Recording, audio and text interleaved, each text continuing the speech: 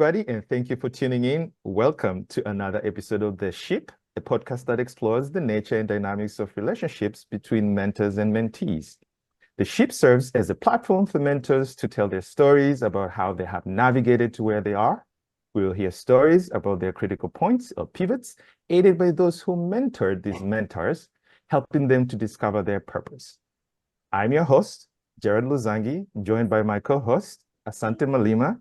And today, this episode, we'll talk about Dada Sheena Amin's story.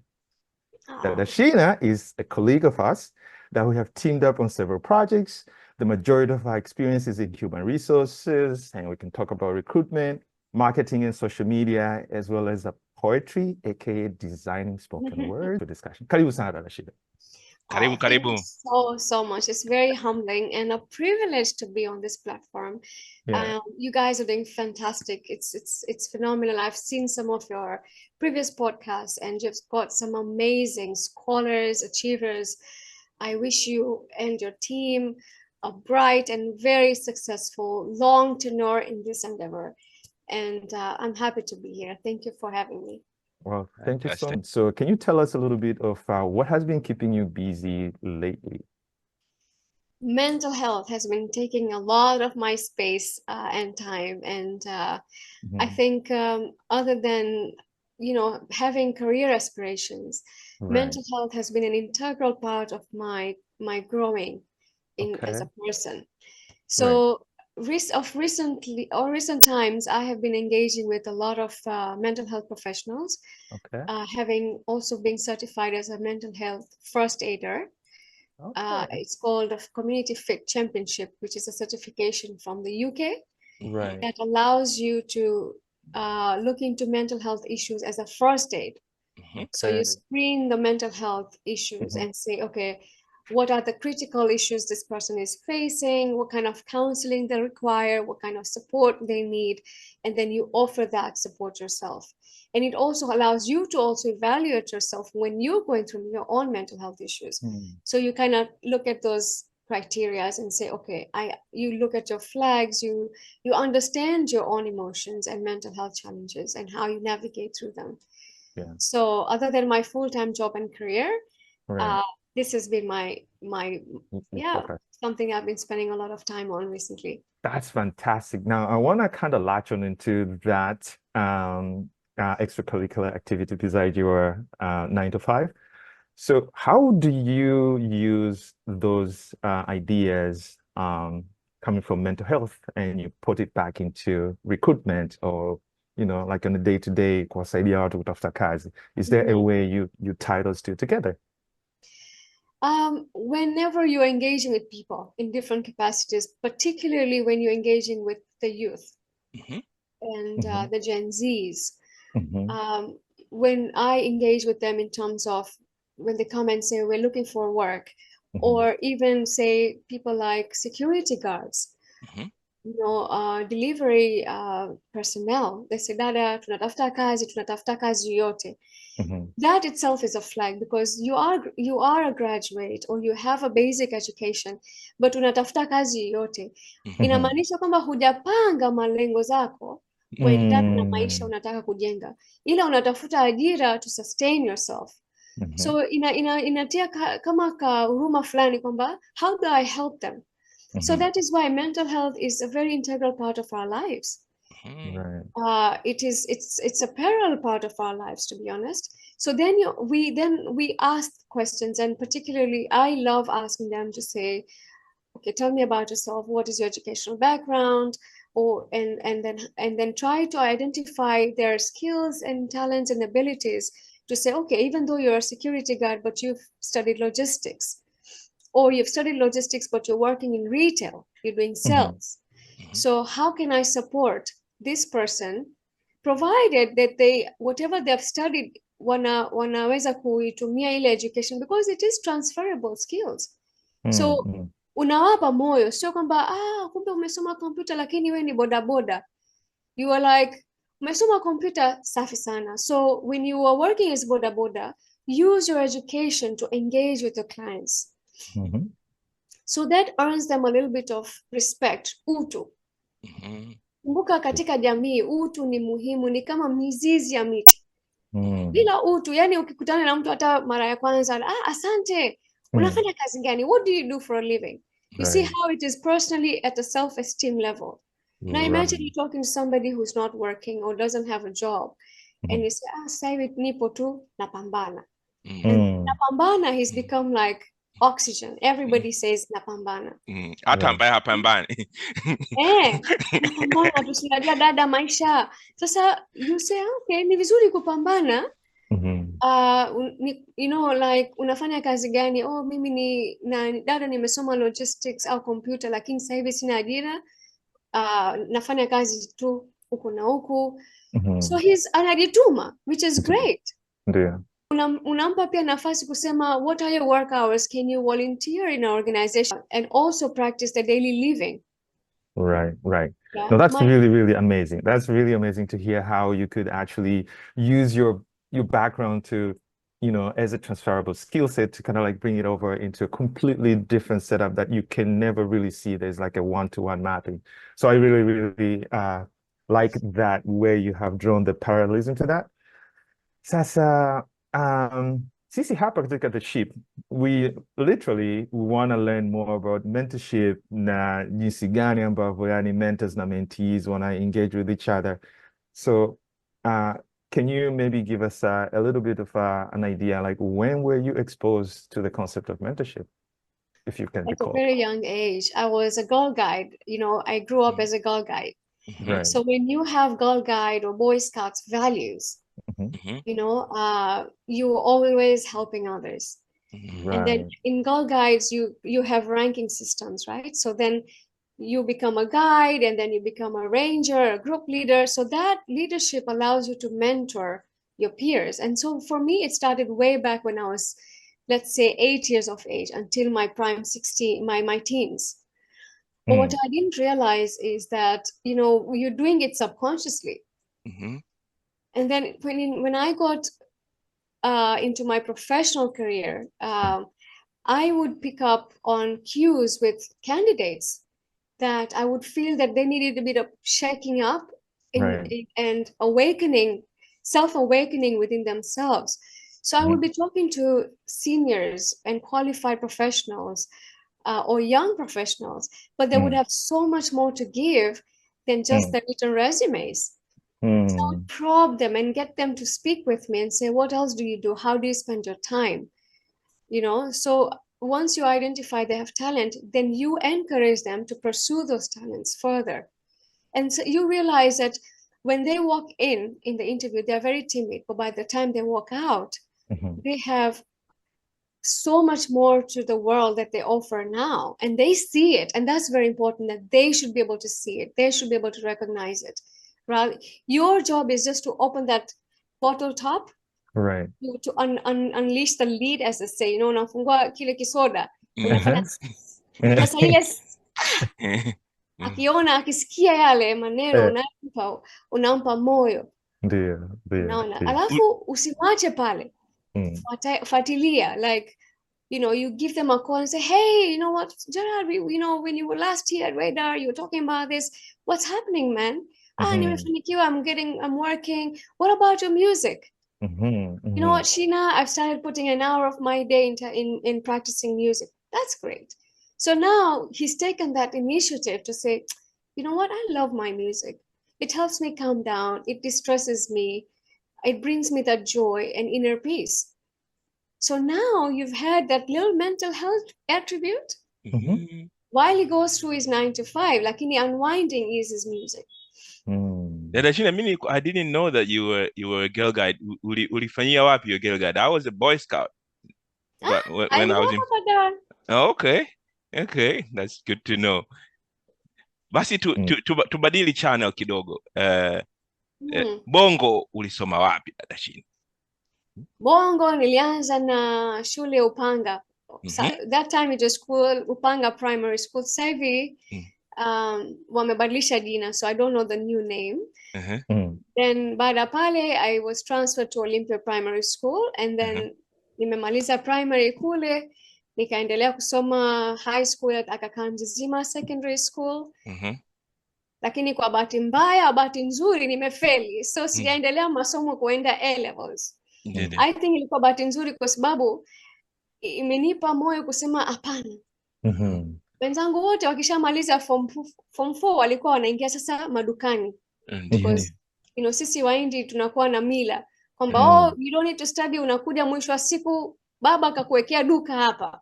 Nice. Yeah. So me, I was like, education was very, very important to me because we came from marginalized, background. So we were struggling. And I said, no, education is the only power to succeed. So I took that opportunity that I failed.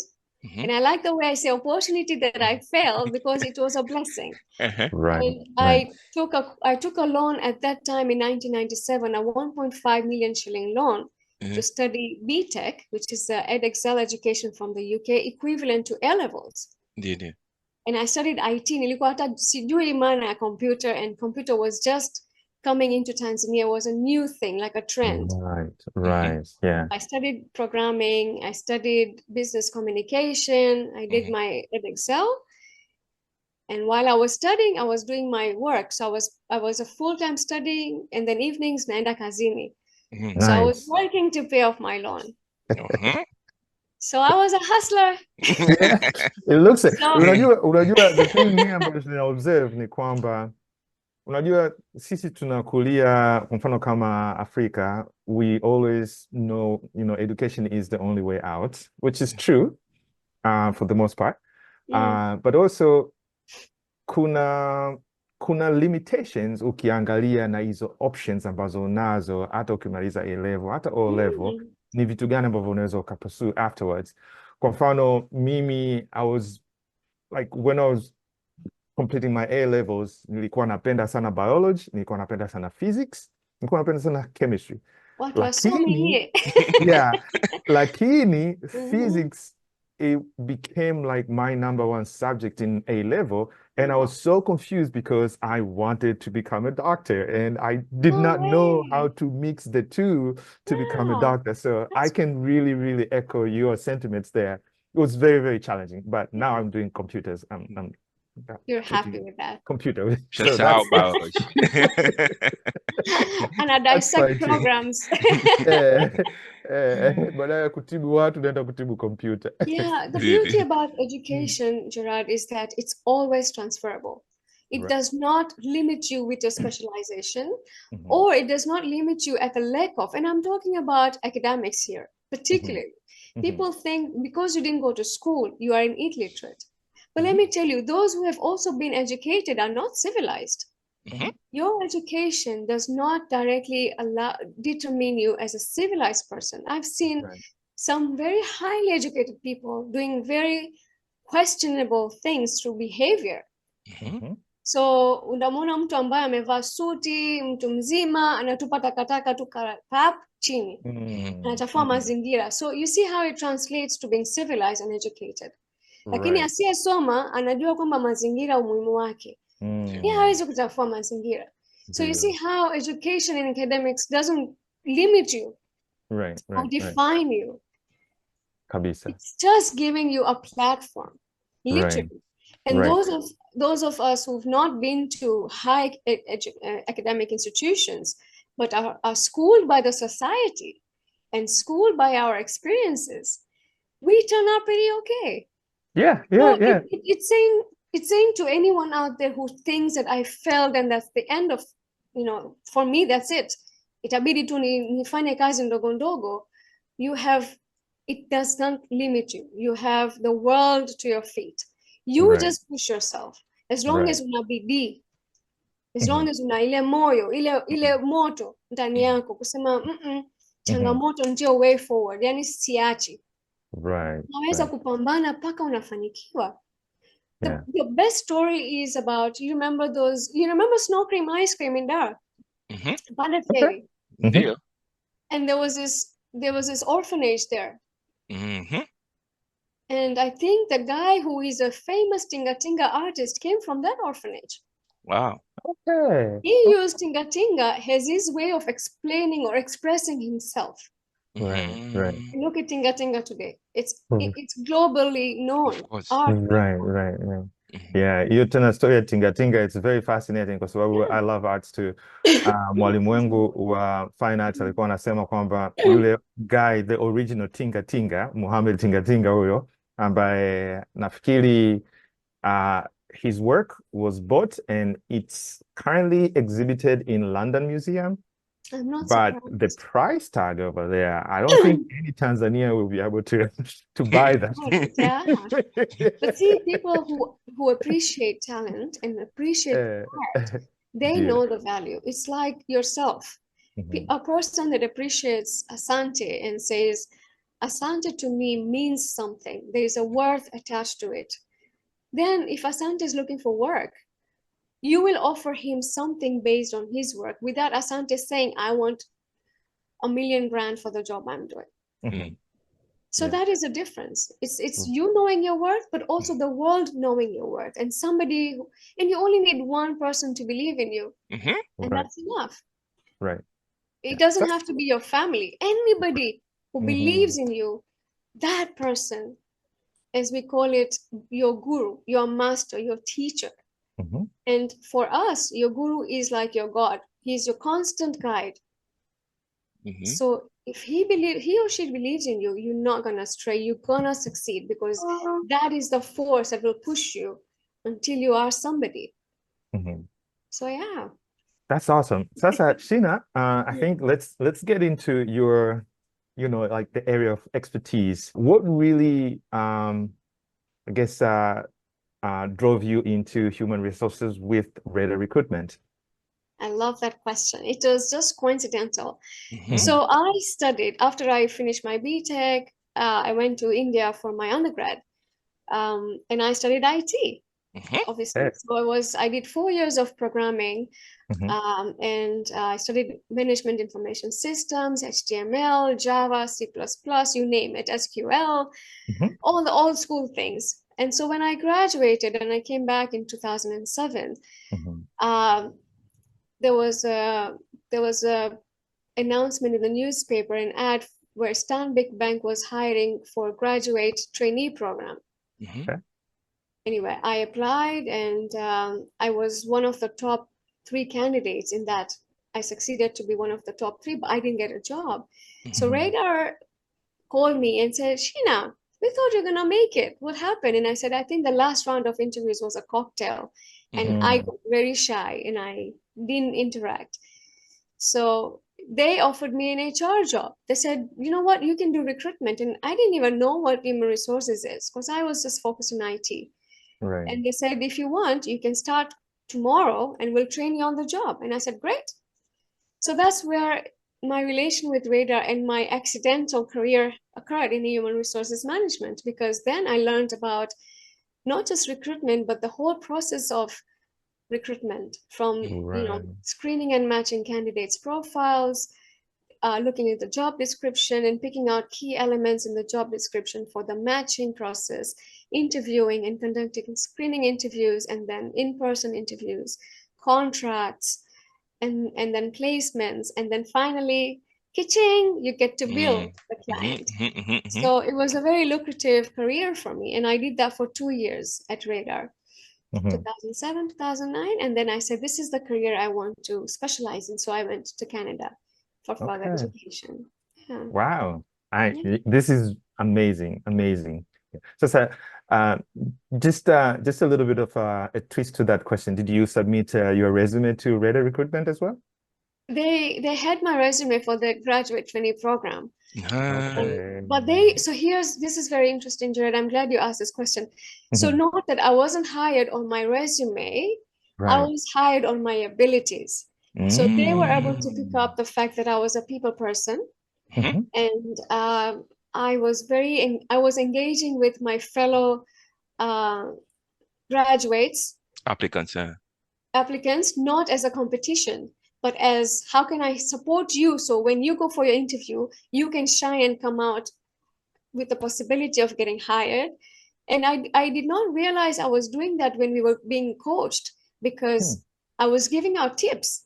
You know, somebody will say, Sasa, how do we dress up? And I will say, oh, you know, you can dress up like that. And to make sure that I'm giving them tips based on their comfort zone, not based on the trend. Or how do I answer this question? And I would, you know, volunteer to say, may I answer that? And say, if they ask you a question like that, this is how you present yourself. This is how you address the answers. And so Radar was watching me, giving out those cues. And that, I think, is mentoring, but not realizing I'm mentoring, or you know, and so that's why they said she will be great because she can talk to people at all levels, junior, entry level, mid-level to senior levels. She's not shy, and that's how I got the job. And that's why I was able to keep that job for 2 years. I must have done something. That's fantastic. Yeah. So that job led you to places in Canada, and Yes. was your time here in Canada somehow translated to skill set that you could have brought back with you to Tanzania and help the youngsters over there to kind of like being able to find and get job opportunities? Absolutely, because I became a diaspora, and for me to move to Canada was a culture shock through and through. The education system in Canada is very progressive, while our education systems, we stay in the same classroom and teachers come to us. Whereas in Canada, you are supposed to go to the classes where the lectures are being offered. Right. Their examination, you know, formats are much different than our formats, right? And their teaching styles are very different from our teaching styles. The way they deliver lectures, you have to read your books ahead of the lectures, and then you have very intensive assignments where you have to engage in different groups to work your assignments. So all that, and also living in Canada, which is a very diverse country with different cultures. That's why it's called cultural mosaic. Right. I was definitely able to bring my experiences back in Tanzania because it was an excellent opportunity for me to sort of offer my experiences to build the talent here and help the Tanzanians here to expand their scopes of life, to have more dreams and believe in those dreams, being able to fulfill them, and to say that, you know, there are more than multiple ways of achieving something, multiple ways of doing something. There is not limitation. Right. So yeah, definitely. What do you think? What do you think, Gina, is the main challenge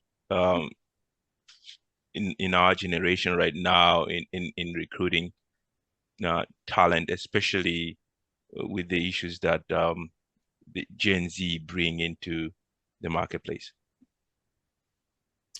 So the Gen Zs are first of all, they are very young, and they stem off the, you know, the mindset, or, you know, like for them, it's very urgent and it's my right. Right? Whereas us growing back in the days, it was whatever was given to you was a privilege. It wasn't like this is my right. The Gen Zs are driven by their own motivations and lifestyles. They want quick results. They don't want career. They don't want career. They are happy to just have jobs. So long as those jobs are affording them a certain lifestyle. So you have a lot of telecommuters, freelancers that don't want to be confined in an office space and work 9 to 5. They want to be more free in their time. They rather work 4 hours compared to 7 hours, but use those 3 hours to do recreational things and engage with other Gen Zs, right?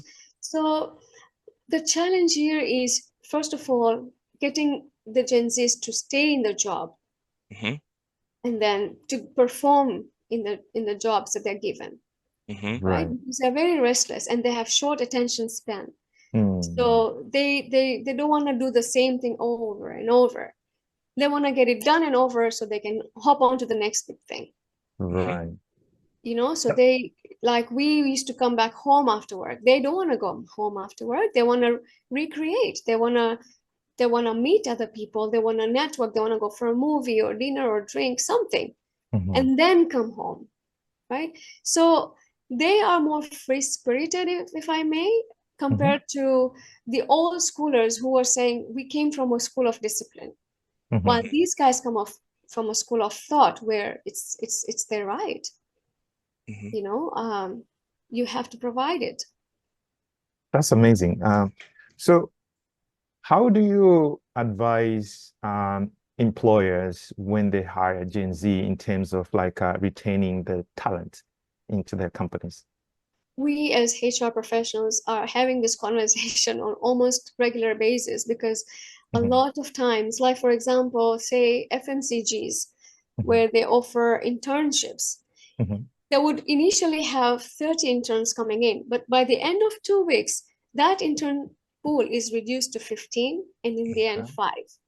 They self-exit. They don't want to be fired. They just leave the jobs on their own accord. So the challenge really here is, how do you keep them engaged? How do you keep them motivated? How do you, and you do that by giving them incentives that are not really money driven. You know, you give them incentives that are more extrinsic, not intrinsic. Right. So if you offer them a if you offer them a 2-year contract, that's fine. But they're not really keen to stay for 2 years. You're not gonna do at your company for 2 years. Right. So for you is, I would advise, and this is something that we talk as HR professionals, is that regular training. So previously you would have training maybe once a year, but now every quarter you want to bring in some kind of team building, training, some kind of motivation, some short course for you to finish, and mandate that course in your performance appraisal as a KPI. So this way you are kind of keeping that Gen Z engaged, but also then driving some results as in the performances. So I always say when I'm hiring, it's like you are paying for your own salary. So don't just come here, warm the seat, and then end of the month you get paid. What are you doing every month that validates that paycheck is a question you need to ask yourself. Fantastic. So I have another question there, because I know you've been in Canada, and I think over here the process, the recruitment or job hunting process, is slightly different from Tanzania. Yes. So here in Canada, we you're using something called the cover letter and then your resume. You have to submit both of them.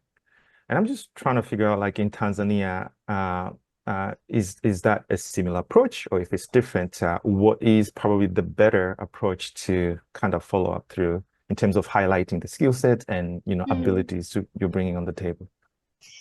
For most organizations, they still do prefer cover letters. However, a lot of people don't write cover letters, and they don't prefer it because they sometimes they don't even write their own resumes.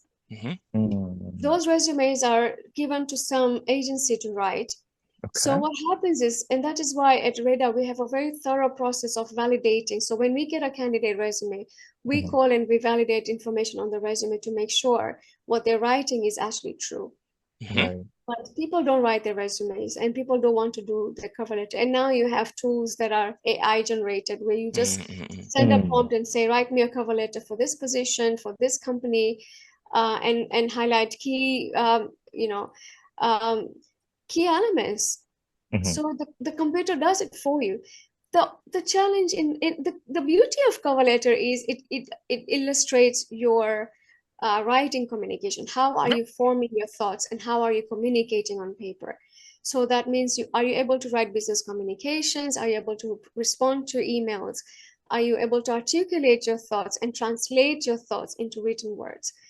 And so it is still a practice, but it's a dying down practice.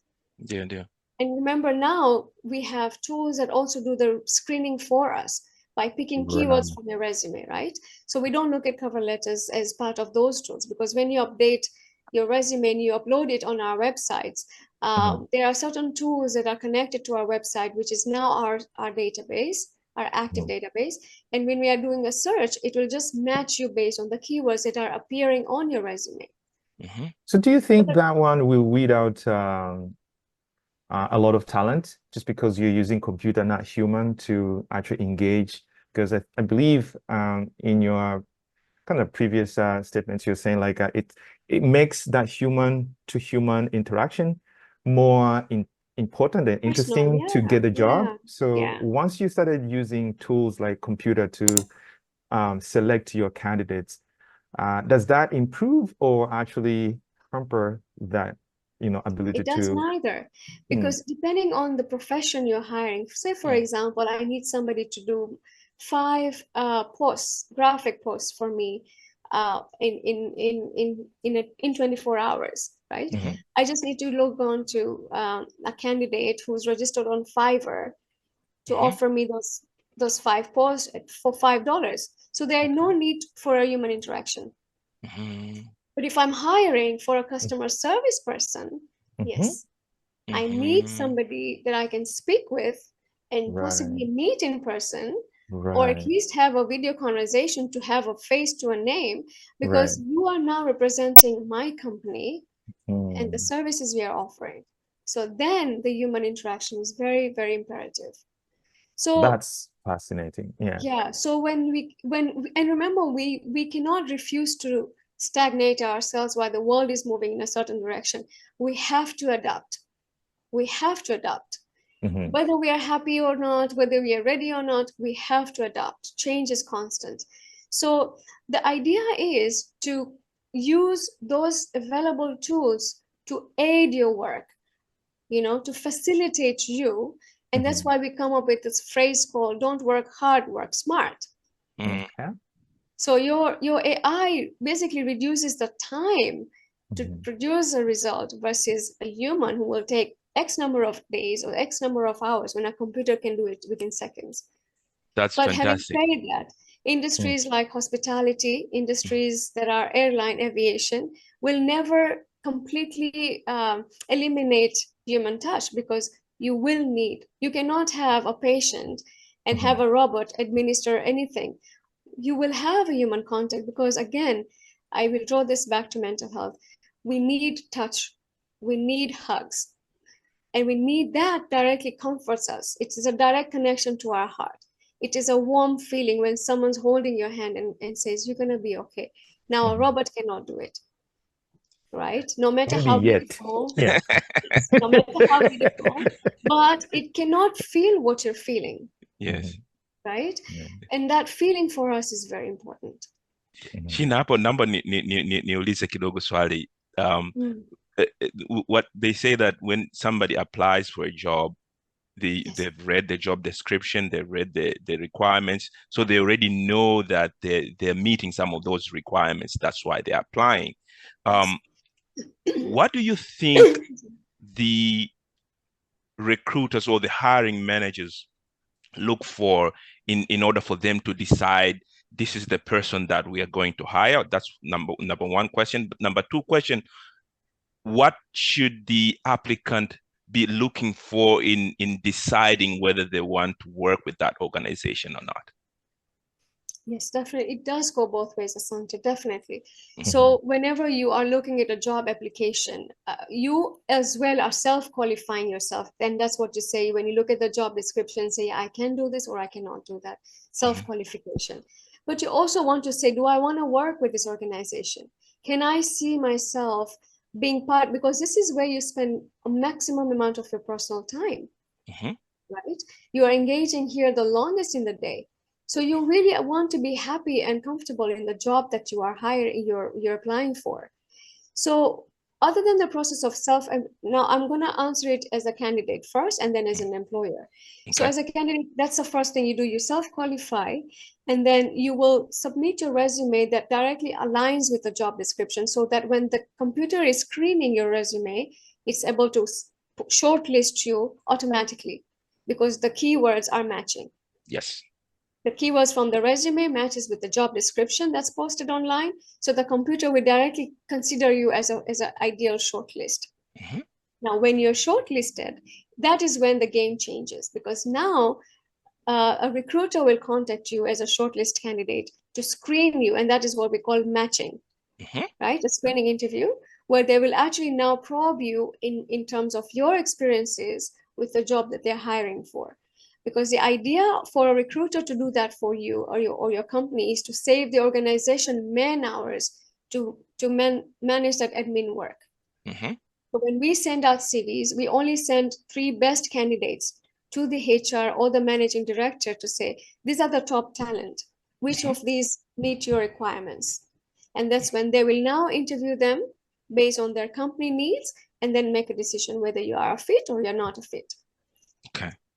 So other than your paper qualifications, they are also looking at your values. They're looking at your habits. They're looking at your body language. They're looking at your communications.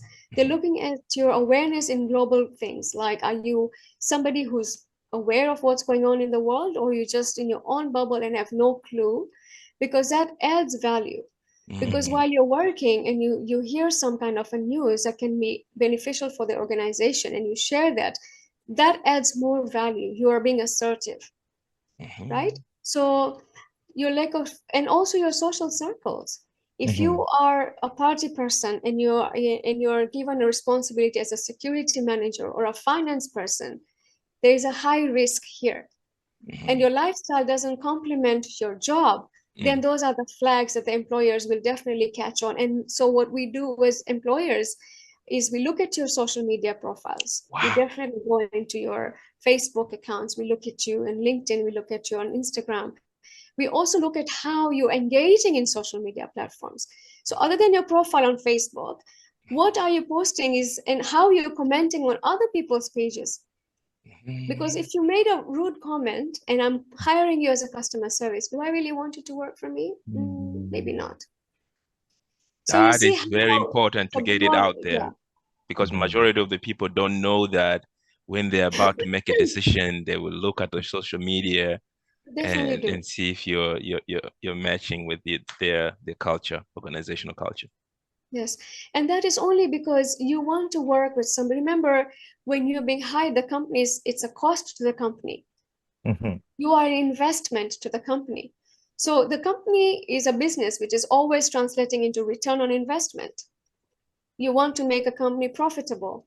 So your actions or your behavior shouldn't tarnish a company's reputation or image. Also should not fall bad on your peers and colleagues because of your bad behavior. It will automatically translate to who you're hanging out with. People will judge you by your circles. That's awesome. So I have an extended question from this current topic. So especially in technology, how it aids job hunting or recruiters to find the right candidates. So do you think video resumes versus written resumes, which one has an edge versus the other? And why would you use video resume instead of written resume if kind of like one give you an advantage versus the other? Both have advantages and disadvantages, Gerard. So the advantage is when you have a person like us now. Right. I have a face to a name and I can see your body language. I can see how you're communicating because you are on the spot. So you're, and also you're trying to impress me so that I can hire you. Right. It's like dating. Your first impression, you want to make it the best impression. So you win that date. The challenge doesn't end here. That's where it starts. Right. Right. And it's the same on paper. Paper resumes, you don't want to put all the information on the paper. Right? Because then why am I calling you for an interview? You just want to give me a snapshot of your skills, talents, abilities, and education. So that I would be interested to say, I want to meet this person. I want to see what they're all about. I want to invite them over and I want to get to know them. You see? So there are advantages.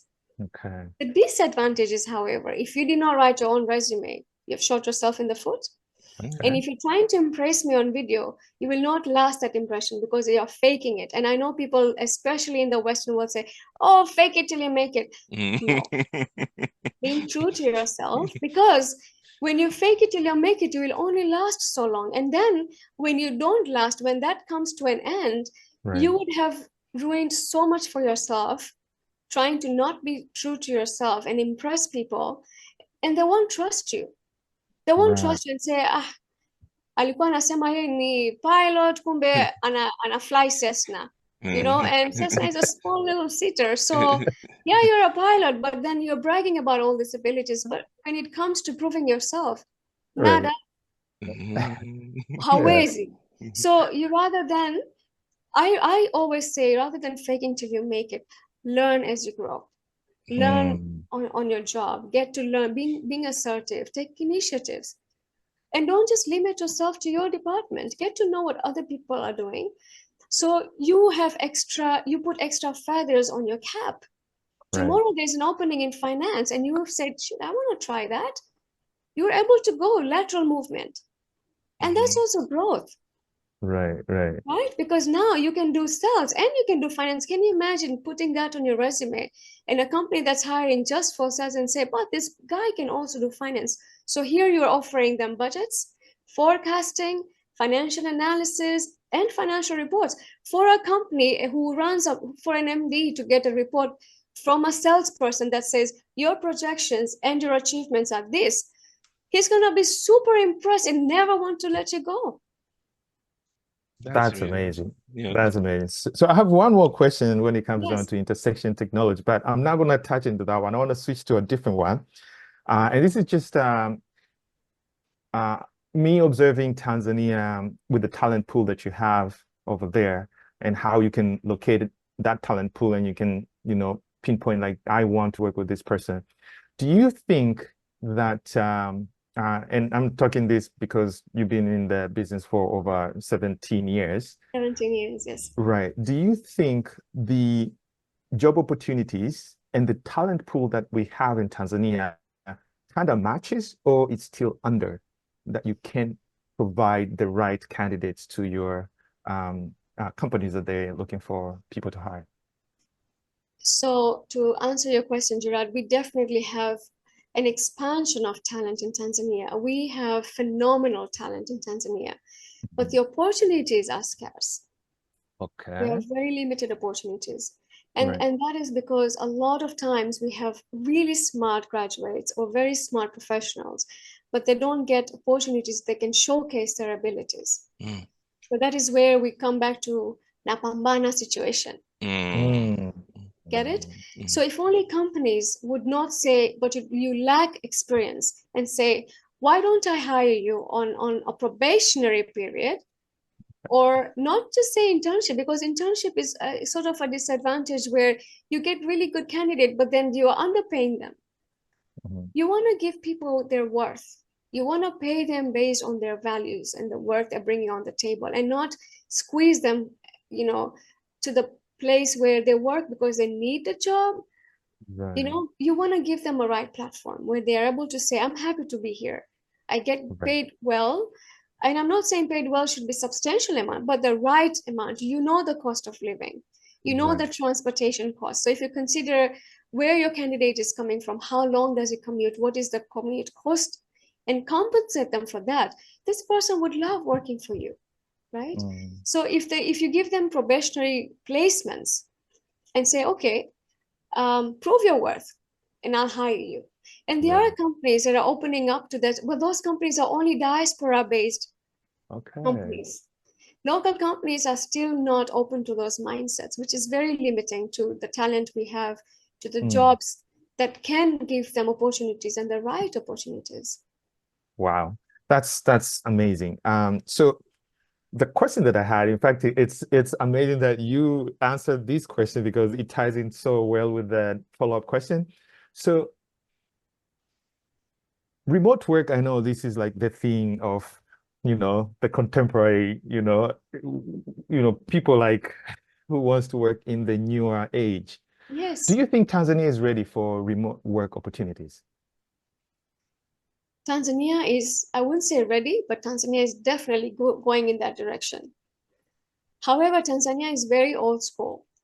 Even during COVID times, they still had to have physical meetings until you say, no, COVID, we do Zoom. And so suddenly Tanzania is now waking up to Zoom meetings and Zoom work-based calls, right?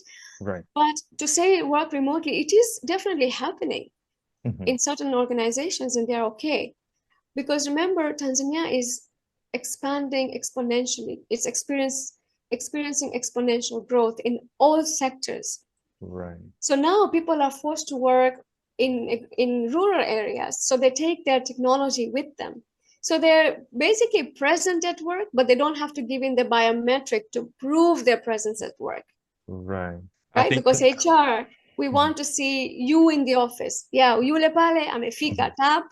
Au sasa tunafanya biometrics. Tanzania is all biometrics right now. Any office you go is like fingerprints, tap you. It's like the new age. So, but somebody who's working in a farm cannot give his biometrics, but he's working and he's probably working longer. Right. It's right? interesting. Because he finishes his day job and then now he anakaa masaa matatu mengine anaweka ripoti zake ili submit. So yeah, we are not ready, but we are definitely waking up to the concepts, definitely. I think the key there is the awareness, right? Yes, definitely. I was attending this seminar and they were talking about this perfect storm that is brewing right now, which is clashes between three major forces that the markets currently are changing. Companies want to stay agile to make faster decisions, but the way we work is changing, which is, I think, what Gerard is touching over here. Our day-to-day lives and things that we do, but also, we have also almost come into a point that earlier it was a taboo for people to work remote, but right now it's like 90 or 80% of some of the companies is working remote. Because our global partners are working. And also remember, Asante, when I don't have a physical office, I don't have overheads. It's a direct profit to me. Yeah. So now I can afford people to work from the comforts of their home and save that extra funding and reinvest. Great. Yeah, exactly that. And actually, some of the companies, they've come to realize that it's both sides, right? The company is saving, but also the person not having to do that commute to go to work. They get to stay home. They're becoming more productive. So it's the things that are changing that earlier on people were not even looking at it that way. So it's just like even at Tanzania, we just have to learn to adapt to that if we wanna stay competitive relative to what the world is moving. And also the third aspect of that was that the people are changing, right? The Gen Z are entering into the market. We have to really put an environment that adapts to their lifestyles. Asante, if I tell you come to work at 8 and leave at 5, does that guarantee your productivity? Not really. Does that guarantee that you were actually worked that day? You could have spent daydreaming, right? But you still get paid for it. Right. So what happens is when you are telecommuting, you can work out of a cafe and you're being more creative because now you're not working under pressure as such. Yes, you're meeting your deadlines. And I guess HR really have to put those KPIs in place and bind you to that in a way that drives results and performances. But it also allows you to say, I'm not under microscopic supervision to perform.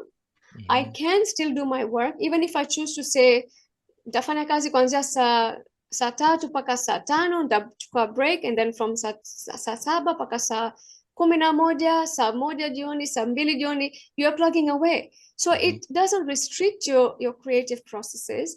It doesn't bind you in a stressful environment.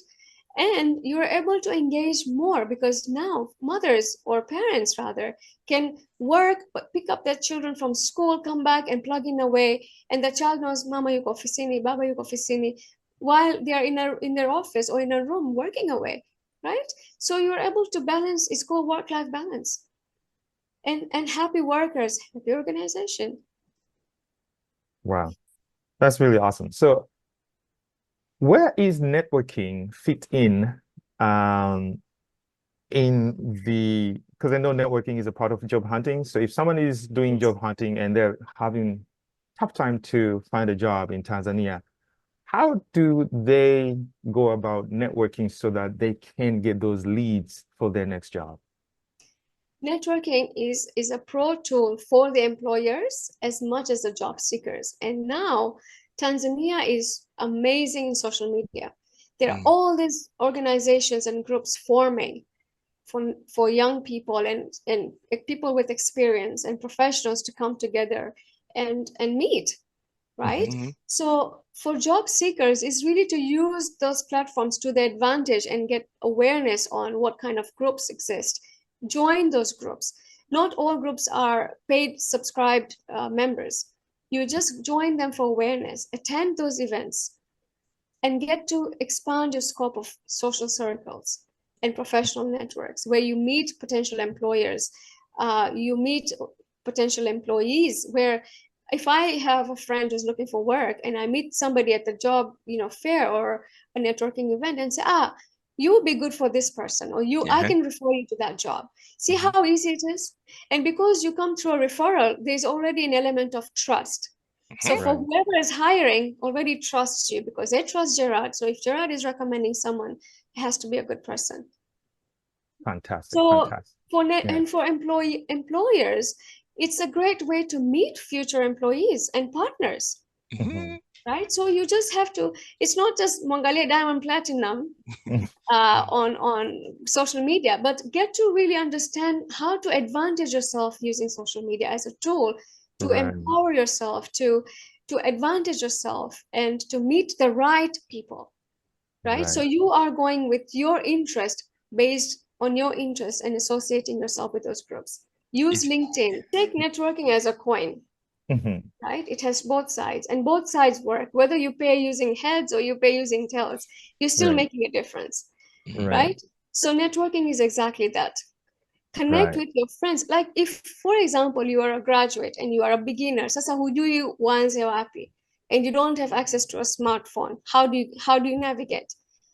Start with your family and friends, right? Start with your family and friends and say, guys, I'm on the market. I'm looking for opportunities. I can do 1, 2, 3. I can do customer service. I can do computers, and I can troubleshoot computers. And I've graduated in this profession, right? You're not just saying, nimesoma computers naomba kazi. You're offering them more than your qualifications. So if you cannot find a job in computer-related field, you can still do customer service, right? You can still do basic accounting. You can do basic admin work. And all this does translate as work experience. So you start there. And then you start hanging out with people who are in your field of interest. So if you're a computer geek, you want to hang out with people who are computer geeks. Right? Your tribe. Yeah. Your tribe. Birds of a feather. I like it. So to your point, do Radar Recruitment run workshops to kind of, massage these and polish these candidates to fit into whatever opportunities that you want to link them to? Radar was instrumental in supporting diasporas in getting into jobs, in integrating back into markets when they were back in Tanzania. However, Radar was formed for the mere objective of helping Tanzanians get jobs. And that objective and that goal has always been the same. It hasn't changed, and that's why we don't even charge our candidates any fee. What we do now, we have a smaller team now, post-COVID. So what we do is we don't really have workshops, but when we have candidates come in, we introduce them to the team, and then we might coach them on the spot. So we give them on-the-spot coaching. We do follow-ups with them, and we try and help them get jobs. Radar is also very supportive of people with special abilities to get jobs. And the classic example I would love to share here is my Uber driver is hard of hearing. And he's born and educated. He's born in Tanzania, but lived for most of his life in USA. So he's definitely, he worked in supply management and he had a stable job, but he wanted to come back home. Now he's doing Uber driving, and he's hard of hearing, and so he doesn't really communicate. He just writes. He doesn't speak. Okay. But when I was riding my Uber with him and I was getting to know him, because that's the first thing he tells you, Siski, and then he writes to you, and so you are like, wow, I want to get to know this guy. So Sheena's like, this guy I want to get to know. And so the whole way we're speaking and I'm writing messages to him. When we're at the traffic light, he reads my phone. I've written him a message, and then he responds to me. And I got to Radar, and then right there and there, I invited him to come and spend time with me, few minutes of his time. So he came in, and I introduced him to Jonathan, the owner of Radar Recruitment, and said, Jonathan, you've got to meet this man. He's amazing. He's supply and logistics qualified person. He's actually had a job in the USA. We need to find him a job, right? So for us, it's not just people who are educated, but even when we find talent, and it's really talent driven and passion driven, that we sometimes meet people and say, oh, we need to find you a job. How can we do that? How can we help? Fantastic. That's awesome. So I want to talk a little bit of things outside of mental health and Yes. recruitment. I know you write poetry. Yes. So when are we expecting the book to drop?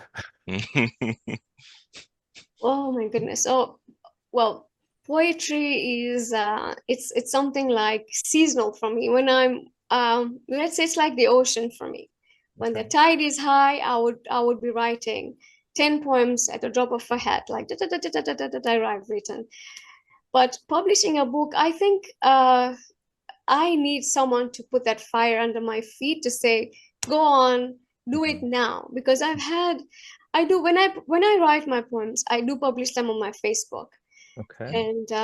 And I have had one of my poems published in the USA, and I was given an award for it. But it's been something that comes and goes as I navigate through my life experiences. So I'm not sure when I'll publish a book, but I'm hoping to use my poetry to support people with mental health issues, and because it's like they can relate with the things that I've gone through. Right. So whether it's heartbreak, whether it's grief, whether it's childhood trauma, whether it's it's like an abuse that I've experienced all of that. So it's like I can relate with that pain. I can translate that. So I hope that someday I will be able to publish it and give that little candle of hope or beacon of hope and say, I'm here and reach out to me. By nature, human beings are born lovers, Right. and love is very integral to human being. It doesn't mean anything. It doesn't confine you to an age or a background. We all look for love. And so most of the time, even the songs, we translate and gravitate to the love songs and the love poetry. Right. But they say when you are happy, you will listen to the words, but when you're sad, you will hear the words, right? So those words will then bring a meaningful emotion in you, and sometimes that's why you will start crying. You will be like rejoicing because it's ignited that emotion in you. Poetry is very integral. It's something that people write to send a message. Like for me, that's the key, because when I'm going through something, I know I'm not alone. And when I'm going through something, I feel if I can use my experience to tell someone out there that, hey, if you're going through something like that, you've got me, right? And reaching out. And I've done that from the age of 19 when I was going through very dark times. And I remember I had that time there was Twitter and Skype and MSN. Right. So you would look at people, and I would find people who suddenly sound distressed, and I would reach out to them and say, hey, are you okay? Do you want to talk? And if they say yes, and I would say, get on Skype, get on MSN, let's talk. Because I didn't have the support. I lacked that. And it was the reason is there's still lack of awareness, and mental health stigma is attached to it, right? So when you talk about mental health, you're crazy, and people isolate you. They don't want to associate with you. So now you're an island. So you feel like, because you know that how that feels, you don't want someone else to feel like that. So you reach out and say, I'm on a string on the other side. You just pull and nudge, and if you need me, I'm here. And it's phenomenal, because sometimes that's all it takes. Oh man, that's awesome. That's awesome to hear. Sasa, You're someone that when you're happy, you listen to the words, and when you're sad, you hear the words. yes. Yeah.